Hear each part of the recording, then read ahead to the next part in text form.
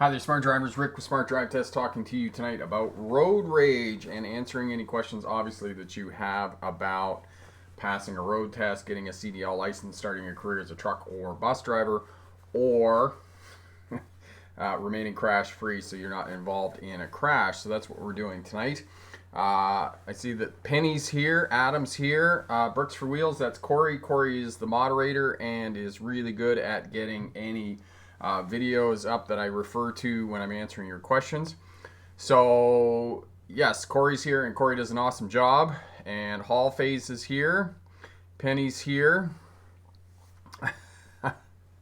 And Penny's asking, how do you impress the driving instructor in your driving and test? Drive well. That'll impress the driving instructor. Can I do a video on parallel parking? Actually, there's an entire playlist, Penny, on parallel parking there. So there we go. Adam, today somebody passed me on a busy road while passing isn't allowed. I honked at him and he completely stopped his car in about 5 seconds. I was like, oh boy, here we go. Luckily he didn't shoot me. I'm only being half sarcastic. So what do you mean you're only being half sarcastic? Jeffrey's here. Christian's here. Soda's here. Road rage is funny to watch. Yeah, funny to watch, not funny to be involved in. That's for sure. Excellent. Thanks, Corey. Hall Phase. You see like 300 plus people. Do you think it is safe to be traveling in the roadways? Hall Phase. You know those huge groups of motorbikes. Yeah, Tommy. Good evening. Let me think about that, Hall Phase, and answer your question, Courtney. That's great. Welcome to Smart Drivers, Courtney. It's great to have you here. And obviously tonight we're talking about road rage, and you may or may not seen the link for the article that I was talking about that prompted me to talk tonight about road rage. There was an incident here in Kelowna, British Columbia. Kelowna is about an hour south of Vernon, British Columbia in Canada here, and two males got out of their cars and had a go at it, and one was an older gentleman, 54 years old, and obviously the other person hit him, and he hit his head on the curb, and he is in critical condition in the hospital. And if that driver dies in the hospital, the other driver, when they catch up to that other driver, there is going to be manslaughter charges. That person is going to be charged with manslaughter because the other person died because of what happened there. Thank you, Penny. Mosin, hips on maintaining your speed. Yes, I do. Look at the video on controlling your speed. Corey will put that up for you. So without further ado here, I'm not going to answer too many questions. I'm going to go right over to the video, or right over to the presentation rather, and talk about that and get that going. So Sam is here, driving lessons by Big Mac Sam. Sam works for the Rookie Auto Driving School in Bronx in New York, and Sam has some really good ideas for driving in New York. There are some slight differences about New York State. New York State likes to be different than other states in the US, so he's got some ideas about that. So as I said, we're going to pop right over to the PowerPoint presentation and get going here on that. So just bear with me for 1 sec here. What is going on here? There we go. Okay, that, and nope, that didn't work. Sorry about that. View, zoom in. View, zoom in. Okay, get rid of that, and get rid of that.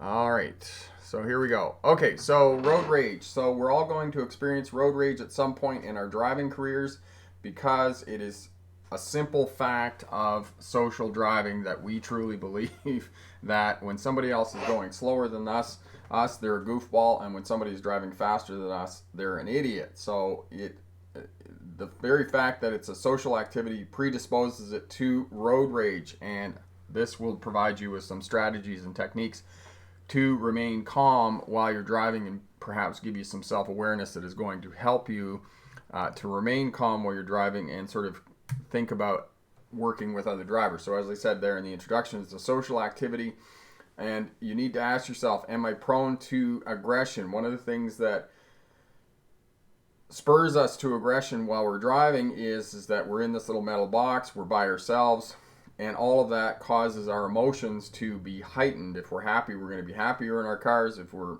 angry, we're going to be more angry in our cars, and those types of things.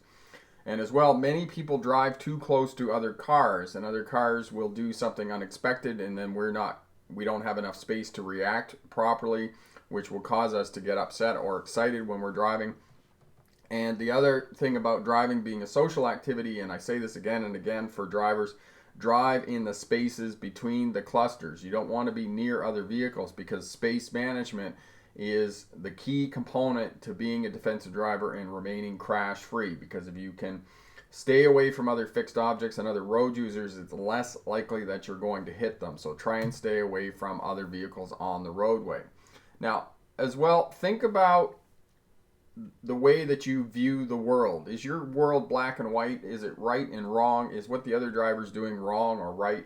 Because driving, for the most part, is predictable. It moves or it operates on a loose set of traffic rules, and when other people violate those rules or cut you off or make a mistake while they're driving, which most people are going to make a mistake, do you get bent out of shape about it, or do you say, okay, they did that happened?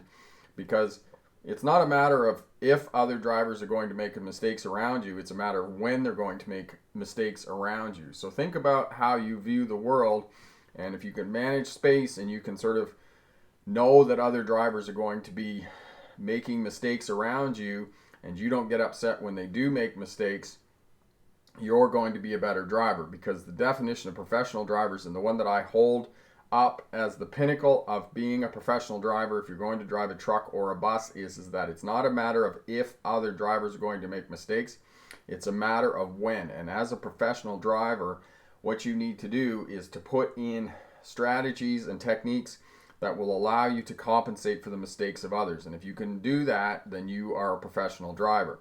And oftentimes we get tips and strategies and other defensive driving advice from race car drivers. And let me tell you that race car driving is very different from driving in regular traffic on any kind of road or any kind of light conditions. Because stock car racing, for example, in the picture here, they're all driving the same cars. They're all spec'd to the same specs, more or less. They're all driving at the same time, on the same track, the same conditions, and they all have the same objective. When you're on a roadway, you're driving with people with any kind of vehicle in any kind of weather, on any kind of road surface, with people who have any kind of ability on a vehicle that, you have no idea what it is, or it could be anything from, a bicycle to a motorcycle all the way up to a tractor trailer unit and those types of things. So it's completely different when you're driving on the roadway. And the other piece in our lives is that many of us, especially in North America, Australia, Europe, and other places in the world, we become incredibly busy and we're incredibly stressed out. And a lot of times we take that stress that we may or may not be conscious of in our lives, and we take it with us when we go driving. So you need to do some self-assessment about yourself and your own world and what's going on there in terms of your home stress, your work stress, financial stresses, and all of those types of things. The amount of time that we're spending in front of screens, how much time are you spending in front of television, how much time are you spending in front of computers, your phones, those types of things. And maybe you just need to take a little bit of time and just unplug and de-stress.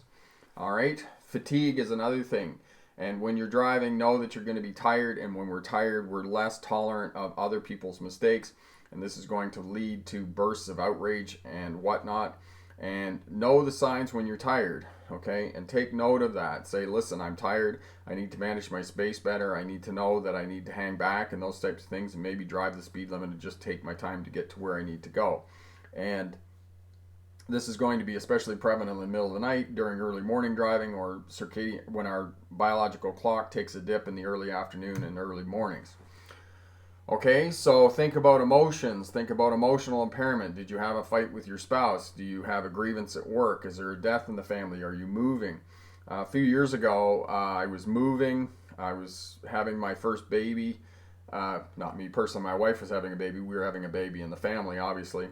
And I was moving, and I can remember I went into a parking lot, and this guy took this parking space that I was waiting for, and I just I lost it. I got out of the car, and I'm like, "What are you, blind?"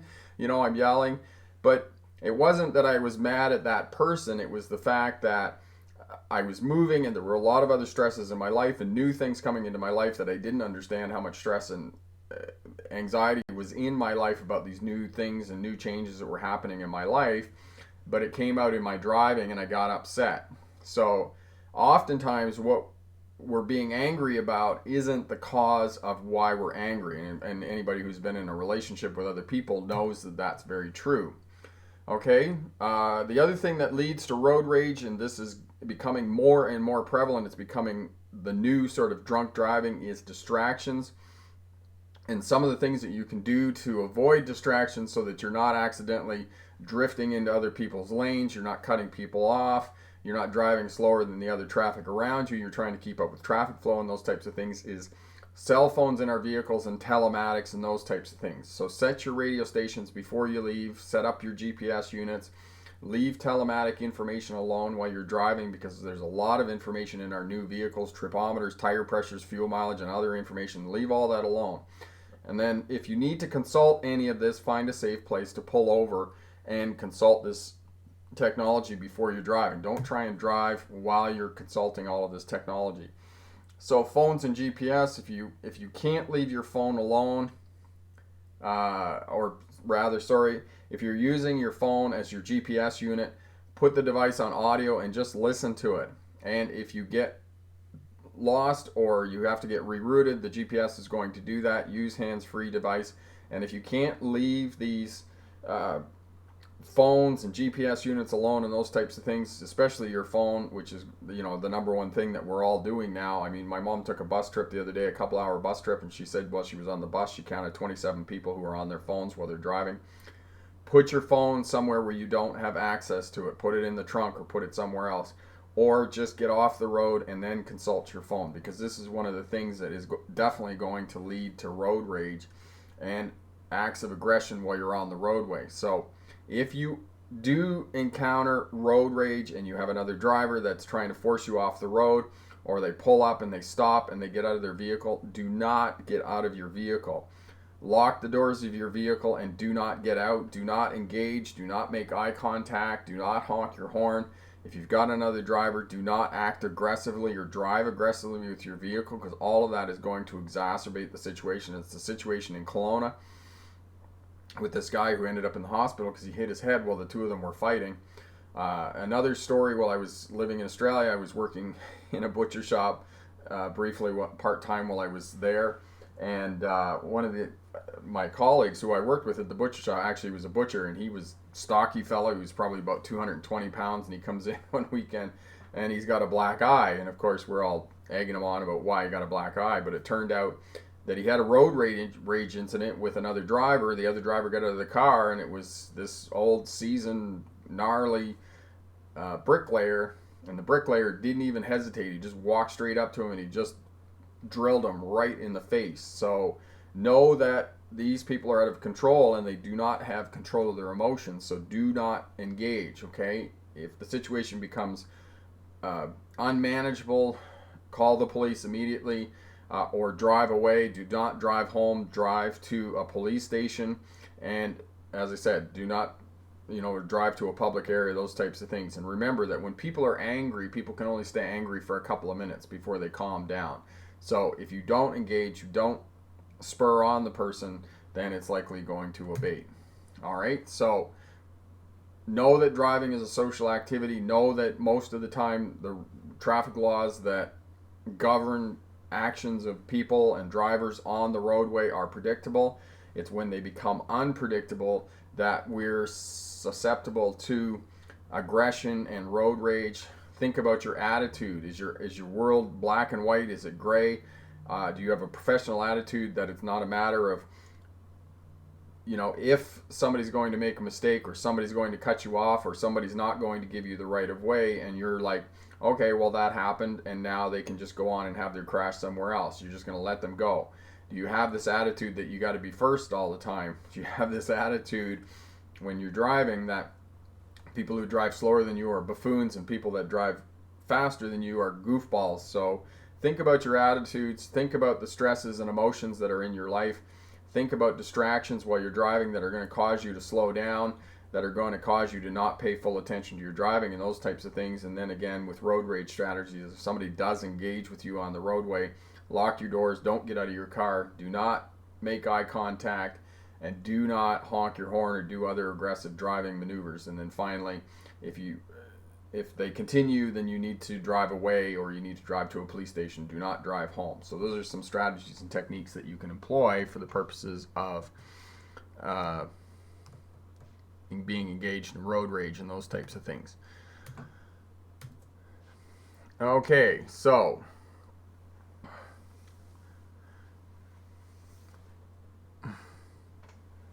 yeah, Mohammed, in terms of people that text and drive, you are not going to fix that problem. The only way that I see the problem being fixed in terms of people texting and driving is if there is some sort of technological device in the vehicle that blocks people's cell phones from receiving messages. As long as people's cell phones are continuing to receive messages in the vehicle, you're just not going to stop this. There was a study done, it was probably 7 or 8 years ago now, by the AAA in the United States, and within the last 2 months, when that study was done, 66% of Americans admitted to talking on their cell phone while driving, and 33% of Americans admitted to texting while driving. So this is not a problem that's going to go away. This problem is actually going to get worse, because I don't know how they're going to police it. There are simply not enough police on our roadways to police people texting and driving.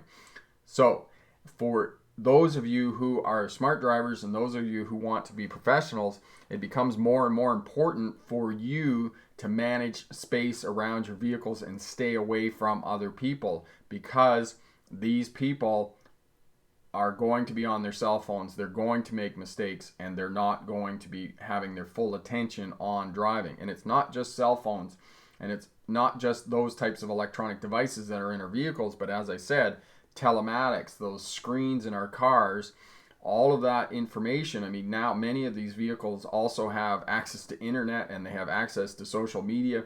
There are people who have video players in their car. There are so many distractions that people are bringing into their cars that takes away their attention to the task of driving.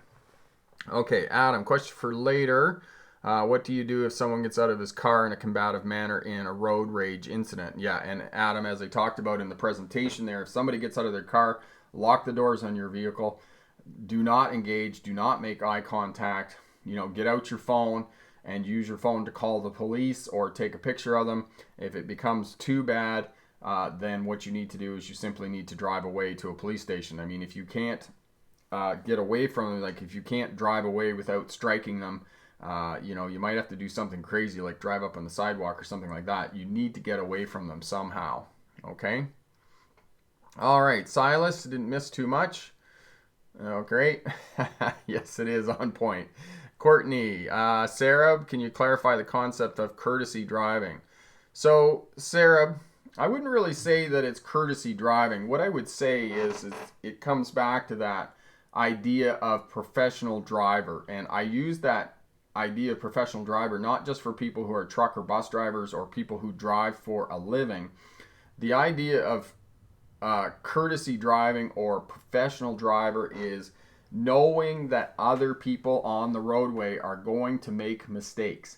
And it's not a matter of if other people are going to make mistakes, but it's a matter of when other people are going to make mistakes. And when other people make mistakes is your response to those other people, those other drivers and road users on the roadway making mistakes is like, oh, it happened. Okay, I've got good space management. I'm paying attention to what I'm doing. My attention is on the task of driving, and you simply slow down, back off, and those are other skills and strategies that you put in place that compensate for other people making errors in their driving. And I get this question, and here's a perfect example of this. People who merge onto freeways or highways and they say, other people will never help me out. That's an attitude about you against the world of drivers who are on the roadway, that other people aren't going to help you out. That's completely false. Other people will help you out because other people don't want to crash either. So it comes down to good observation, you matching the speed of the flow of traffic on the roadway as you're coming out on the on-ramp, as you're coming out on the acceleration lane. You're looking for your space, you're targeting that space, and you have good observation, and you have good communication with other drivers on the roadway. In other words, you've got your signal on early. So many people that I see on the roadway, they don't use their signals to communicate with other people. They use their signals to tell people exactly what they're doing at the very instant that they're going to do it. And you cannot do something at the very instant you're going to do it and expect other drivers to have an opportunity to react, expect other drivers to have an opportunity for time and space to make a gap and help you out and get you onto the roadway. So you have to communicate effectively too, and that's giving people some advance notice of what you're going to be doing, because it takes other people a couple, 2-3 minutes to react. So you got to give them ample opportunity to react. You got to give them time for that. Okay. All right, here we go. There we go. Cordy, totally agree with the meme. There you go. Excellent. Hall phase. The reason I don't answer questions is because I can't see the questions, because when I'm on the PowerPoint presentation, I have to go to another screen, and therefore I need another screen on my computer. So I need 3 screens instead of just 2 screens. That's why I don't answer questions when I'm doing the PowerPoint. Okay, there's another way. Just raise the funds $800. What they could do to battle cell phones is to have huge punishments. Huge punishments don't work, Hall phase. They've shown that when people get speeding tickets, when people get any type of traffic violation, it's very short term. People that speed, it only lasts for 6 or 8 weeks, and then people are speeding again. So these huge punishments, they're also trying to do deterrence policing. They're doing exactly what you said. In the province of Ontario, I think the fine is $500. There's some states and other places in the world that are exactly the same. They have these huge fines, and then they do what's called deterrence policing. Then they put it on the front page of the newspaper, and when they put it on the front page of the newspaper, everybody goes, oh my God, I better not text and drive because there's a huge fine. They try that. It doesn't work. It's not, when people look at their cell phones, it's that same thing about phones that you need to ask yourself. As soon as our phone rings or dings or we get a text message or those types of things, we get a shot of dopamine. It's a little bit of it's not adrenaline, but it's dopamine. And we're like, oh wow, somebody likes us. So we pick up our phone almost immediately. And to not do that in a car is really difficult, and takes a great deal of self-discipline to not look at your phone while you're driving. Okay, Soda, crazy motorcyclists. And you were talking about large group of motorcycles.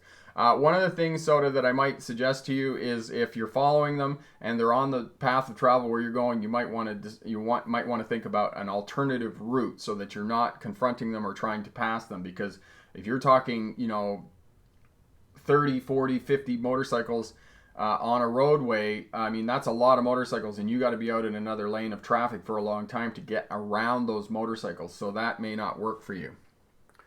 Okay. Adam.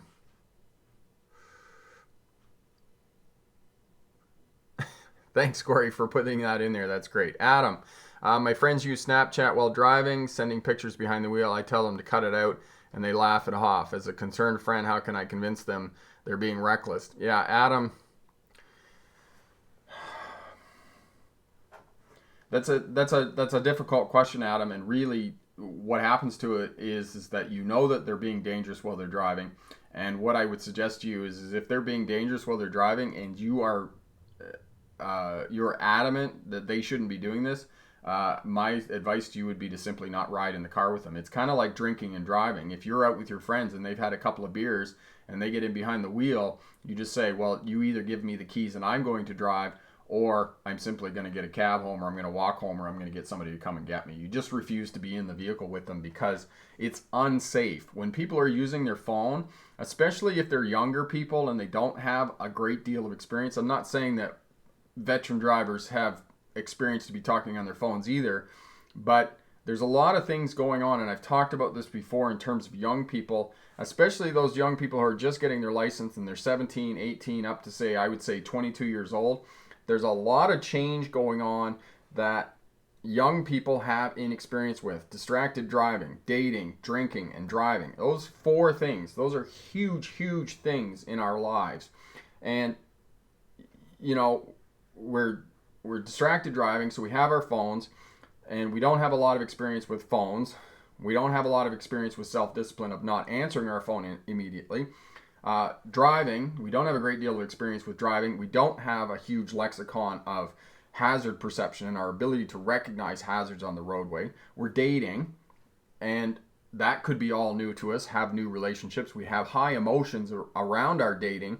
And then we have drinking, right? Drinking or drugs or whatever recreational activity that we're doing. We're experimenting with those types of things. And all of those things come together for young people, and they have not a great deal of experience with drinking and driving. I mean, when I was younger and I was drinking, I would drink to the point of excess until I was getting sick. Now that I'm older, obviously, I know the consequences of drinking, what I feel like the next morning. But I also know exactly when I've had enough to drink that if I drink one more mouthful of alcohol, I'm going to be sick. And I know that. So I have a great deal of experience with drinking. I have a great deal of experience with driving. But when I was younger, I did not have that. So there's a lot of things for young people. And I think it's important for you, Adam, and other people who are riding in cars and their friends are texting and driving, or their friends are drinking and driving, that you simply refuse to be in that vehicle with them, because it's you, it's your life, and you're putting your life at jeopardy, because one car crash, you can, it will affect the rest of your life. I mean, you may never walk again. You may have a brain injury that you struggle with to go to the toilet for the rest of your life. I cannot stress enough how awful car crashes are and how much this affects people. I mean, there was a car crash in Kelowna last week. This was in addition to the road rage incident that happened. There was another car crash where a kindergarten teacher who was pregnant was killed in a car crash in Kelowna. It was an awful crash. But think of the ramifications of that for everybody else in her family and all of her children, that she died in that car crash. It's just an awful crash, and I just cannot stress enough how much car crashes change people's lives.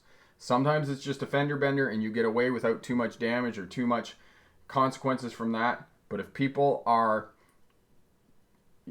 suffer long-term consequences, long-term debilitating injuries from a car crash, or they're killed in a car crash, it has enormous repercussions for people who are left behind.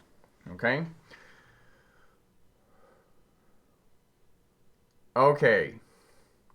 So, Soda, you almost hit a motorcycle. Okay, so how did you almost hit a motorcycle? Did the motorcycle swerve into your lane, or you got too close, or something like that happened? Just clarify that for me. Okay?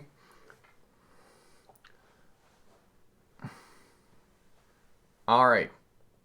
Okay, Hall Phase, this analogy between drunk driving might help you out. Okay, here in the province of British Columbia, we had problems with drink driving. So we had a huge, in the 1970s and into the 1980s and 1990s, and even today, we had huge social campaigns against drink driving. And we had enormous fines against drink driving. What happened here in Canada was that it became very difficult to convict drink drivers. It became very difficult to police drink driving. It became very difficult to convict drink drivers because it was such a technicality in terms of driving. So what happened was that the provincial government, the BC provincial government, the British Columbia provincial government here in BC passed a law that increased police powers. And everybody thought that when BC increased police powers, what was going to happen was it was going to be challenged, because in legal terms, it's beyond the power of the province, because drink driving is charged under the Criminal Code of Canada, which is a federal law. It's not a provincial law. And everybody thought that it was going to be challenged. Well, that was 5 years ago now that this was implemented. It hasn't been challenged. And the reason it hasn't been challenged is because they couldn't convict people in court. And it's the same thing with what you're talking about in terms of towing people's cars and giving them fines before they get their car back. It's not going to work. They simply don't have enough police to police this problem. So what they do is they rely on increased police presence, which is a whole other topic that we can talk about, or they do what's called deterrence policing. They have a police blitz, and they give fines out to a whole bunch of people, and then they publicize it in the newspapers. That's the way they're trying to deal with it, but it's not effective, and it's not going to be effective, because what you're trying to do is you're trying to police tens of thousands of people at any given time in any given space and place on the roadway. It is an incredibly monumental problem that is just beyond the scope of police forces in North America and the rest of the world. Okay? Christian, I'm good. How are you? Excellent. I usually just leave the phone deep in my pocket so I can't get to it. Yes, that's a good tactic, Silas, is to just put it somewhere where you can't. Ryan, you like school buses. He decided to ride the line between me and another car. Okay, so Soda. So what happened is that the motorcycle, there's a term for that I can't think of it. Lane splitting. They call it lane splitting, where the motorcycle rides up between the two lanes of cars. So in that event, Soda, it becomes incredibly important to do your shoulder checks, to check your mirrors, and keep track of where those motorcycles are, and know that, you know, there might not be something that you can do to avoid the motorcycle. But yeah, some of the motorcyclists are not they're not going to be considerate to other traffic on the roadway and other drivers. Fuad, the big problem in our driving is that we don't think the consequences of fast driving. Yeah, well, exactly. We don't think what the consequences are going to be if we have a crash. Liam, I agree. Frequency of enforcement is much more important than severity of punishment. In New York City, the fine for speed cameras is only $50, but where they've been implemented, speeding has decreased by 50%. And that's a good point, Liam. In Australia, when I drove in Australia, they had speed cameras. They had a culture of speed cameras, and the traffic did not drive more than 100 kilometers an hour. If you were driving 105 kilometers an hour on a highway in Australia, you thought you were going really fast, because they had a culture of speed cameras. Therefore, it overall reduced speeding in the country. So that might be something that we can revisit, but it's such a political hot potato that politicians are loath to put in speed cameras, because the charge against speed cameras is that it's just a money grab, that they're just out there to get money. And that's why that we don't, in Canada, we've had them in place and they've been pulled out, because this is a political leverage for parties getting elected to office. And this is one of the things that they do, is they pull out tolls, they pull out speed cameras, and they get elected to office. Okay? Soda, I believe speeding is okay as long as you're not too crowded and tell people what you're doing. And you're right, Soda. Speeding is one of the top 3 causes of car crashes. However, there are different definitions of speeding. Speeding doesn't lend itself to a simple definition. So most people, when they think of speeding, they think driving faster than the posted speed limit. However, driving faster than the posted speed limit, driving faster than me, so I'm driving my car and another person is driving faster than me, that's speeding. Driving faster than the traffic flow is speeding. And then finally, driving beyond the conditions of the roadway that the roadway will allow. So there's 4 different definitions of speeding, and I tend to agree with you, Soda, that it's not speeding beyond the posted speed limit. As long as you're managing space around your vehicle and you have control of your vehicle, then you're going to be okay. But if you're speeding and for example, one of the things that I do think is dangerous, if you're speeding beyond the traffic flow. So if you're trying to drive faster than the traffic flow, then you're putting yourself in a dangerous situation and you are speeding. But as you said, as long as you're managing space, I think you're going to be okay in terms of speeding, because we have lots of freeways and interstates and those types of things, particularly in the States, that are 75, 80 miles an hour, and they don't have high accident rates, or high crash rates rather. And it's the same thing here in British Columbia. They raised the speed limits to 120, and I don't think they've seen a great deal of difference in the number of crashes on our roadways, because there isn't a great deal of traffic and those types of things. Okay? Silas, check your mirrors. You need to check you need to have a rotating scanning pattern every 8 to 12 seconds. So you need to be looking far down the road, check your center mirror far down the road, check your wing mirrors far down the road, both sides of the roadway, come in, check your instrument panel and far down the road, and you're doing that constantly every 10 to 12 seconds while you're driving.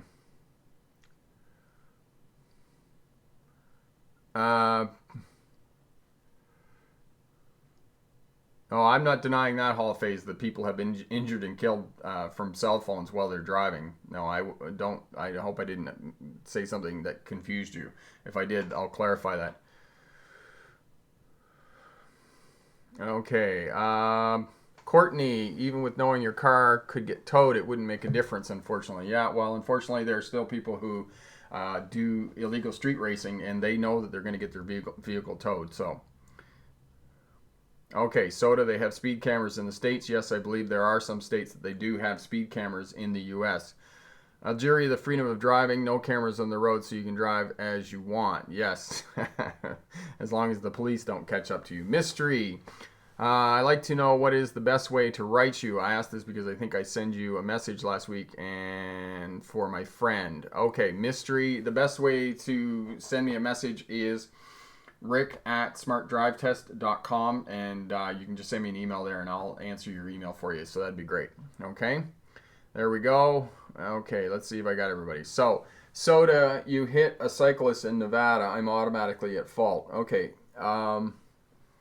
where did you get that information, Soda, that you hit a cyclist in Nevada and you were automatically at fault? Because that's not necessarily true. I think that is a misconception, that if you strike a cyclist that you're automatically at fault. However, cyclists, people on bicycles, are road users as well, and those road users are subject to the road rules. You know, unless you drove in front of them or cut them off or made a turn in front of them or you misjudged the gap, it's, you know, they're susceptible too. They're another road user, so it's not automatically that you're at fault because you hit a cyclist. Okay. So in Winnipeg, in the province of Manitoba here in Canada, Corey's also saying that there are some speed cameras there as well. So it is kind of hit and miss, and here and there, there are some speed cameras around the world, but I can tell you that there is a definitive effect on traffic with speed cameras and red light cameras in place. And I have seen red light cameras, and there's a lot of intersections that have red light cameras at them where people run intersections. They're going to get a picture of their vehicle taken to them and then get a ticket sent to them in the mail. Now, red light cameras, you know, the same charge has been leveled against red light cameras, that it is a money grab at one and the same time. Sometimes it can make intersections somewhat dangerous because people are locking up the brakes when they're coming up to the intersection and they fail to check behind them to ensure that the traffic behind them is coming to a stop. And in those instances where they're locking up the brakes to come to a stop at the intersection so they don't, you know, run into the intersection and get a ticket from the red light camera, they're putting themselves at risk of a rear end crash. So there are some challenges with those as well. Okay, Liam, my link seems to have been filtered out, but if you search higher speed limits, you'll find it. Okay, Liam, what did I miss here? I don't mean to derail you or anything, but the increased speed limits in the U.S. have statistically led to increased road deaths. Okay,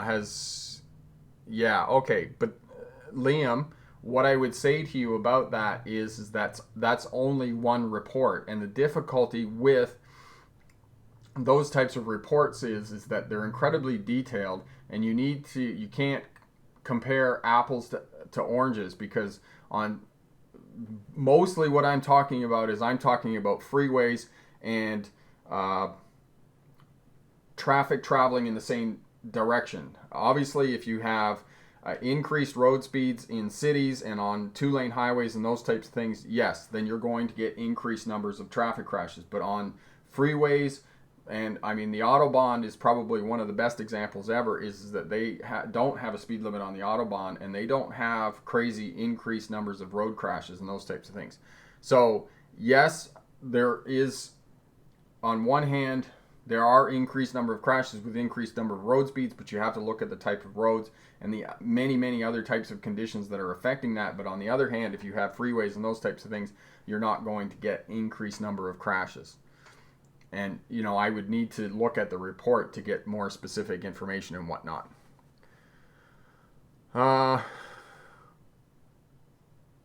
Hall phase in the States, that is true. If you hit someone with less protection, you're 90% to be at fault. I don't know whether I agree with that Hall phase or not. I would need to do some research on that.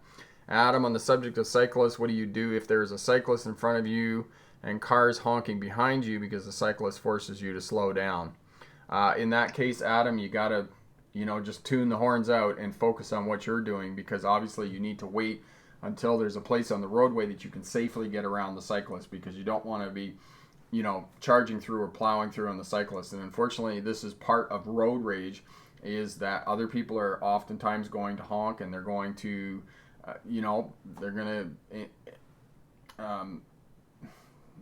to bring to bear social pressure that's going to force you to do something that you shouldn't be doing, or make a dangerous maneuver, with what Soda's talking about in terms of motorcycles and cyclists and those types of things, okay?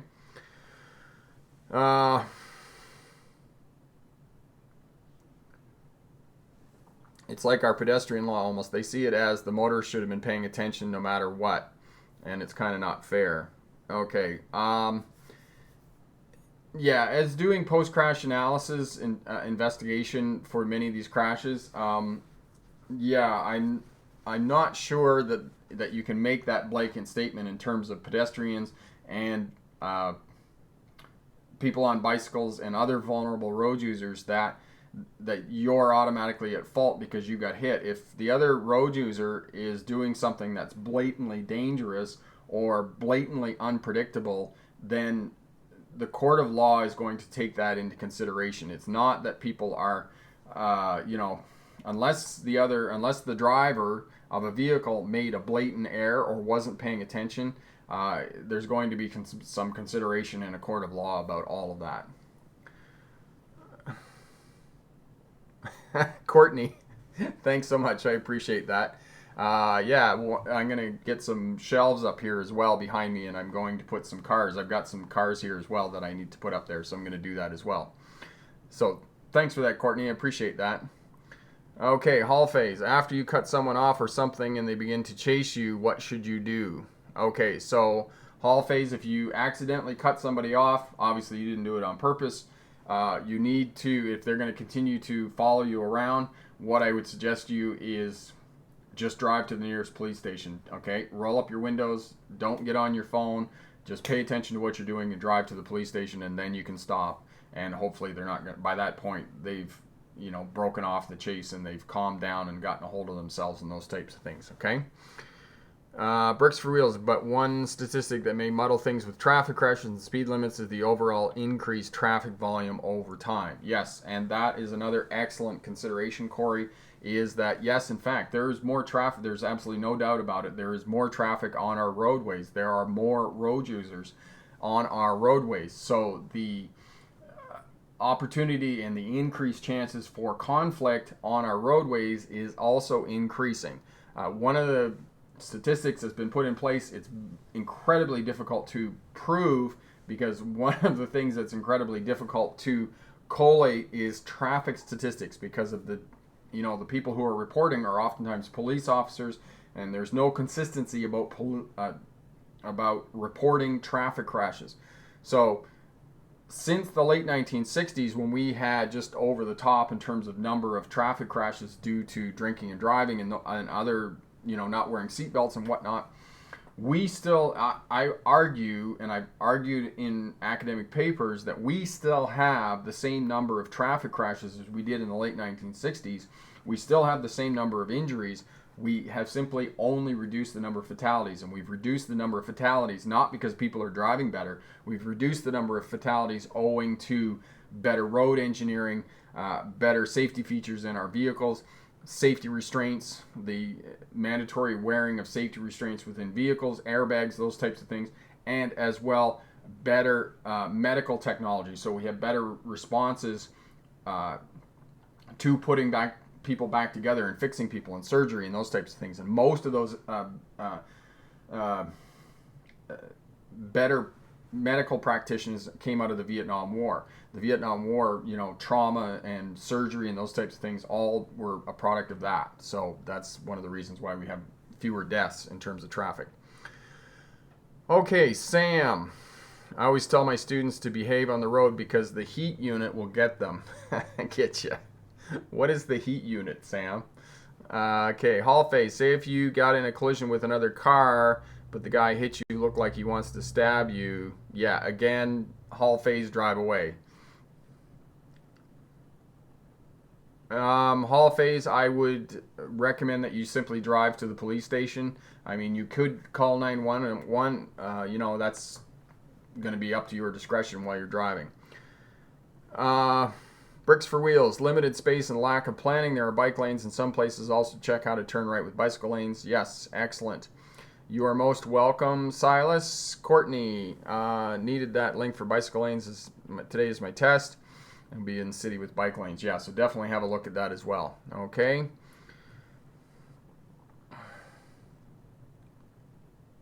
Okay, Fuad, as an experienced driver, give me one advice that you could help. So one of the things that I would tell you is one of the things that I emphasize is space management. Keep space around your vehicle, because if you're not near other road users and you're not near other fixed objects, it's less likely that you're going to hit something. So manage space effectively around your vehicle, and then bring in the other three components of driving: speed management. And obviously speed management and space management go hand in hand. You need to observe well, and you need to adjust your driving accordingly so that you can maintain your space around your vehicle. And then finally, communication. Make sure that you're communicating with other road users so that they have time to react, and that whole social activity works out while you're driving. So if you can communicate, and the way that we communicate with other road users is our signals, hand gestures, eye contact, and our horn. But as I say, use your horn sparingly, and then the position of your vehicle on the roadway. All of this communicates our intentions to other road users and drivers while we're driving on the roadway. Okay, heat. Okay. Oh, Silas, why don't people have bikes on roadways? The reason they don't have their own lanes for bicycles in most cities is just because of the limitation of space. We just simply don't have enough space. And as well, bicycle lanes on roadways are a recent advent. They only come in late 80s, 90s, those types of things. There are very few countries in the world that are kind of as progressive as Holland is that has raised bike lanes and those types of things. I mean, if you want to go cycling in Holland, it's an absolutely wonderful place to go cycling. Okay, another question. Hall Phase, down here. Okay, so they have a special police force in New York City that specifically only polices traffic. We have the same thing here. I think they call it the integrated traffic unit, and all they do is police traffic. And those people, so the heat unit in layman's terms is those cops that hand everyone a ticket. It actually stands for Highway Enforcement for Aggressive Traffic. They're all over the state of Georgia. Okay, so the heat unit, and we have them here in Canada. They're called the integrated traffic unit. It's the same thing. If you get pulled over by these police officers, you are going to get a traffic violation, because these people, they're a different breed of police officer. They're the types of police officers. If they pull you over, you're gonna get a ticket. It's not likely that you are gonna get away without getting a ticket from the integrated traffic unit or the heat unit there in the States. Yes, and as Sam said, there are different types of traffic police in the States as well. Okay, Adam, do you think driving tests are rigorous enough in the States? My local school has 7 to 10 minute tests in a quiet side road, and almost everyone passes. It seems like many schools are just diploma mills. Adam, that is a long-standing question about competency tests for the purposes of getting a road test, and the same accusation could be leveled against commercial driving schools as well for those getting, truck licenses or bus licenses or whatnot. It's a difficult question. It's a complicated subject about whether licensing requirements are preparing people for the roadway. And I would argue that they're probably not, because there's a very different set of skills that are required to pass a road test as opposed to be on the roadway and drive defensively. However, how we prepare drivers to drive defensively and be crash free on the roadway, largely comes down to the attitude of the drivers about whether they're going to drive defensively and whether they're going to drive professionally and make allowances for other drivers on the roadway and compensate for their mistakes. This is something that I have been studying, and I have been, not excited about, but motivated by for a very long time. I got my commercial license in the 1990s. I went to university, I got a PhD in the topic, and now I'm teaching on YouTube, and I get questions all the time, and I'm always considering these questions and how to make this better and how to help people be better drivers and stay crash free. And as I make no bones about passing a road test and being crash free and driving defensively, those are two completely different things. So yeah, I don't know the answer to that. I don't have that. Hall of Phase, I didn't skip your question on purpose, just a lot going on here. Okay, where'd you go? Where's your question? Yes, so if you think that they are going to injure you some way, Hall Phase, yes, definitely drive away. If you think that the person's going to get out of their car in an incident of road rage and you're going to be injured, then definitely drive away. Okay. Y3R I failed my road test on the 31st of May by 2 points. I think I did a good job on the blind spot checks. One wide turn when I exited the DM parking lot. That's how I failed. Okay, well, we're sorry to hear that you weren't successful, but you were really close. So you're definitely going to get it the next time. Just a little bit more practice. And what I might suggest, Y3R, is to look at the video, and Corey will get this up for you here, on learning to drive, and go and do the fundamentals in the parking lot. Revisit the fundamentals, and by revisiting the fundamentals, that'll help you with your turns and mastering the controls of the primary controls of the vehicle, and give you better control of that. That way you're going to have better turns when you go for your next test, okay? There you go. So definitely, so as Sam says, the heat unit, they're cutthroat. Yeah, so you're going to get a speeding ticket. Okay, Liam in New York City, I actually got a ticket on my bike a few weeks ago for turning right on a red. I thought it was stupid. I don't know of any other city that does traffic enforcement for bikes. Yes, Liam, did you get pulled over by the heat unit? Is that what happened? There's the MTO in Ontario, the Ministry of Transportation, and they do the same as heat. Yes. Okay, Tim, my dad is in the Army in 1974, the last draft, and he went in for training, but he never made it as they didn't set his femur right. Okay. Oh, yeah, I'm sorry to hear that.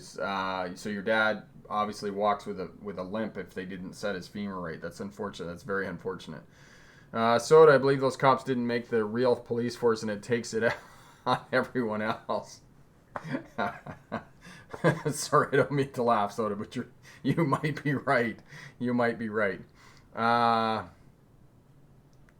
You can get a ticket while riding your bicycle. Yes, you can get a ticket while riding your bicycle, Hall Face, because, as I said before when we were discussing, if you hit a cyclist, cyclists are road users. They are vehicles on our roadway. And if you are not driving according to the road rules or riding your bicycle according to the road rules, you should get a ticket, because I've seen these people on bicycles, because I've done a lot of riding. I've done big bicycle tours. I rode my bicycle through Scotland. I rode my bicycle through Tasmania, and I see these people. They're being aggressive. They're riding not safely, and if they're not doing any of that, then yes, in fact, I think they should get a ticket. So yes, follow the road rules and those types of things. Okay, you're most welcome, Y3R, and as we said, we'll do anything to give you a hand and whatnot. So, okay. Derry, I failed my road test on the 31st. I was getting out of the ICB's parking lot and followed that. I went for a left turn and I just turned on the indicator and slowly moving. Okay, there might be something missing there, Derry, that I didn't get, but I'm sorry to hear that you were unsuccessful on your road test. But definitely, go back and, do it again, because you're going to be successful. You're going to get your license. Okay, waiting to merge right, that was considered as a dangerous action. Okay, Derry, what I suggest you send me an email, rick@smartdrivetest, and I'll get back to you and we can talk about that a little bit more, and then maybe we can help that out. Edwin, how are you, Edwin? Okay, bricks for wheels.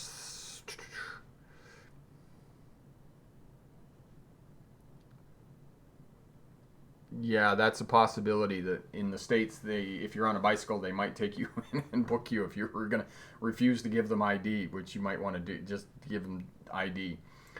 Next time should literally say rear view mirror.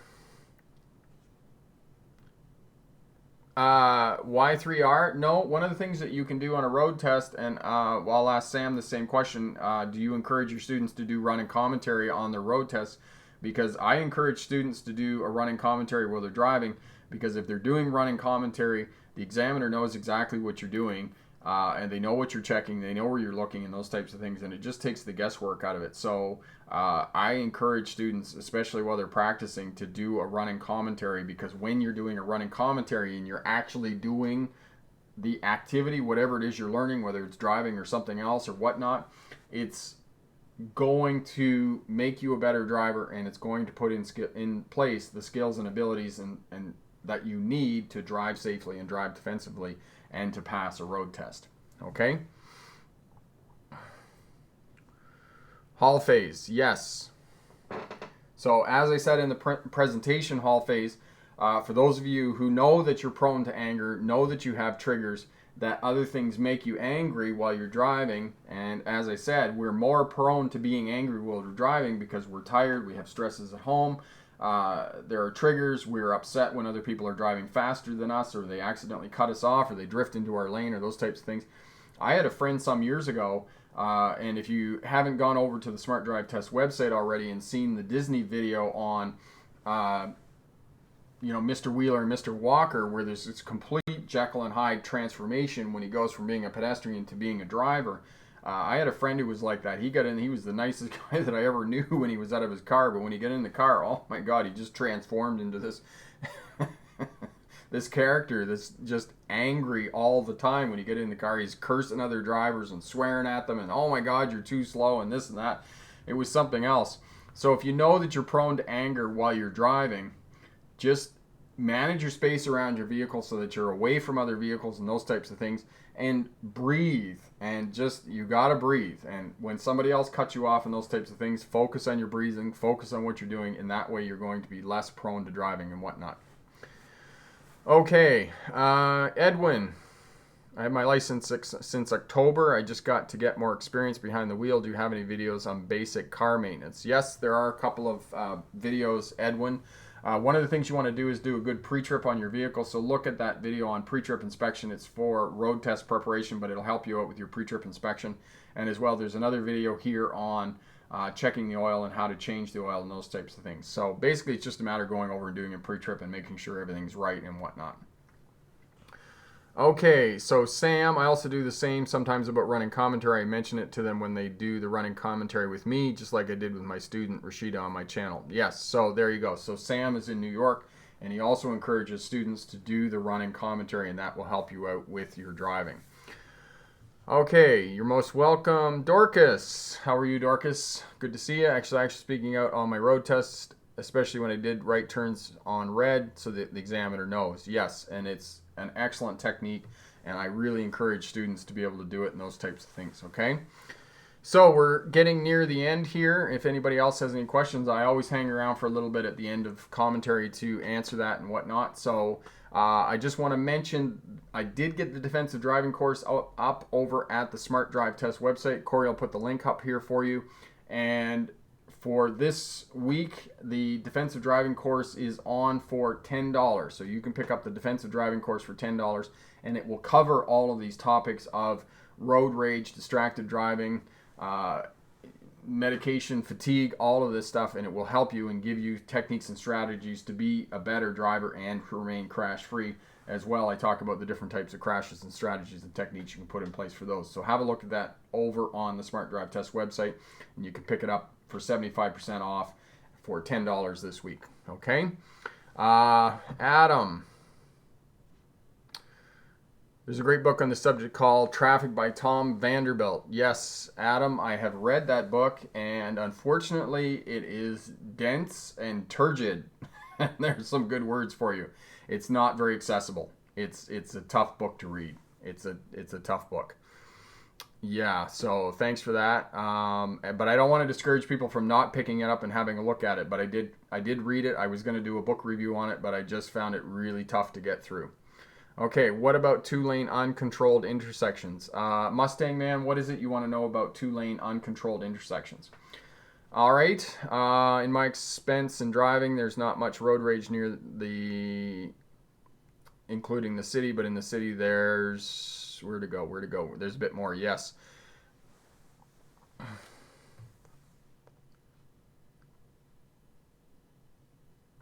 Epic, if people are flashing their lights, that can be an indication of road rage. They are certainly frustrated with whatever you're doing, or they're thinking that you're in the way. If people are flashing your lights, you do want to try and get out of the way and those types of things and let them pass. Davis, thanks Rick for the help on the videos. You are most welcome.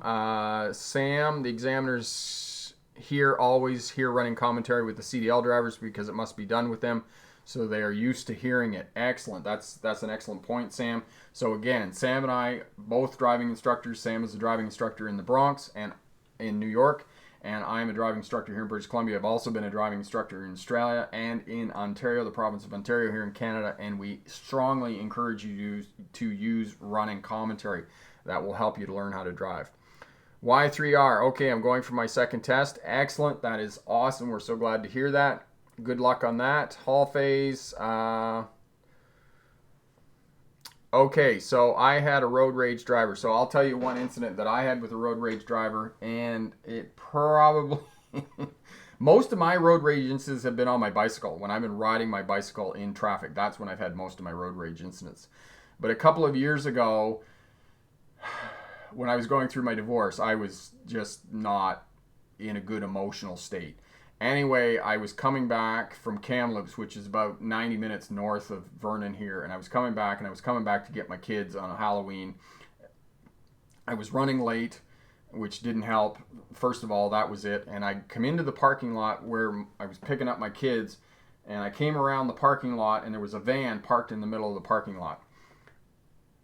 And I'm in the parking lot, and I am just like, I'm not even really in emotional control at this point because I'm late. My wife left me a couple of months before that. I'm picking up my kids. I'm a single dad. And I get in the parking lot and this van is right there and he's in my way and I start honking the horn on the car, which, mostly it's my fault. Absolutely. Anyway, he got out of the van. He come across. He opened the door on my car and he put his hand on my arm right here. He put his hand on my arm and I looked up at him and I said, in a very calm voice, I looked at him and I said, you need to take your hand off me right now.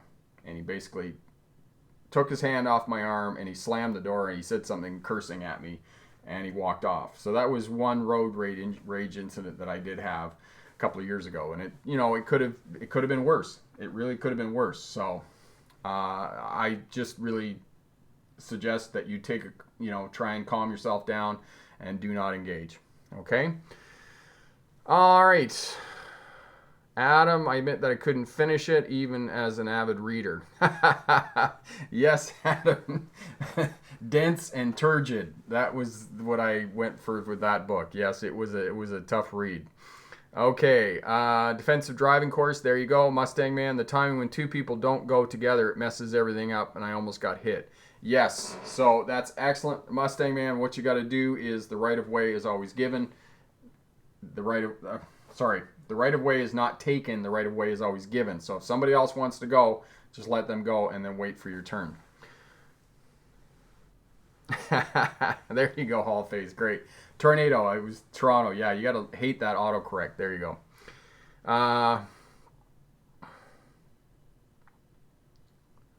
Yeah, Courtney, it really depends. As long as you're ready for your driving, you're going to be fine whether it's a small town or a big city. You just got to be good at your driving. Okay? So have a look at the defensive driving course. We're going to leave it there. Thank you so much for showing up and asking questions and engaging. It's always great fun on Smart Sundays. And for those of you watching on the replay, thank you very much for watching. Be sure to give it a thumbs up. And if you're new to Smart Drive Test, consider subscribing. We greatly appreciate all your comments. and feedback and helping to improve the channel. And we're going through a bit of rebranding right now, and you're going to see some of that. So I'm going to get back on making videos. And again, good luck on everybody who's got a road test coming up. Congratulations to everybody who's passed and attempted one in the last little bit, because remember, we got to try it. Can't sit on the couch. You got to try it to be successful. So, and remember, pick the best answer, not necessarily the right answer. Have a great night. Bye now.